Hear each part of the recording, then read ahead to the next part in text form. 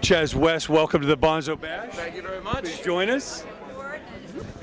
Now, obviously, you got a lot of Zeppelin in your DNA. Yeah. Talk about your earliest memories when you heard the band and what it means to you, because I know they're forever in your life. Oh, absolutely. I mean, the first time I heard them, I was just a kid, and I think I was in the backyard in a swimming pool. You remember what album it was? I think it was Whole Lotta Love, and I had no idea who it was. You know, my older sister, I think, was playing it, or her friends, and I was like, who is that? You know, I was just a kid. Like I said, I was probably about 9 years old, maybe, not even, maybe younger than that, you know. And you know, and I'm so immediately, I don't know, it registered some feeling with me that stayed with me. And then a few years later, I kind of knew who they were, but it wasn't until years later. I never got to see them live. It's funny, when I played with Jason Bonham Band, you know, many times, toured all over the world. People were like, they were exactly. And they'd say, people was like, oh man, you like so much like Robert Plant. You must have seen them a million times. I'm like, I never got to see them. I was supposed to see them in 1977. I got grounded.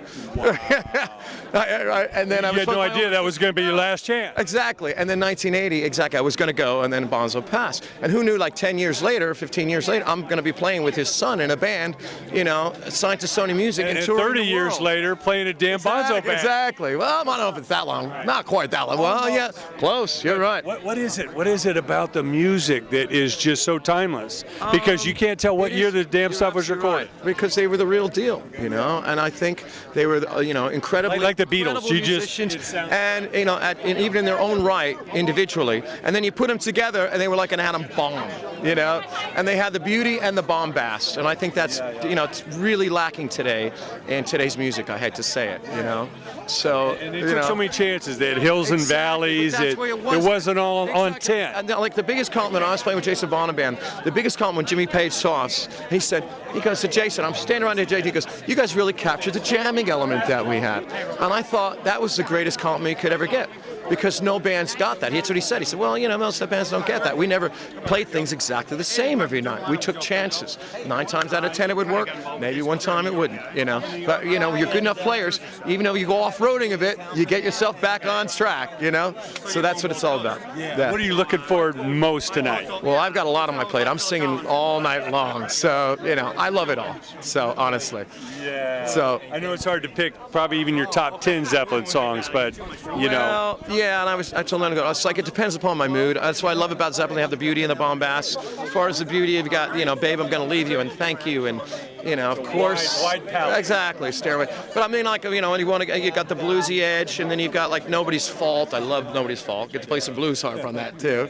Right? And, you know, some of the Achilles, you know, is another aspect, and another goes off in a different direction. So that's what I love about them, you know. I mean, and I've always felt in my heart and soul that I connect with it.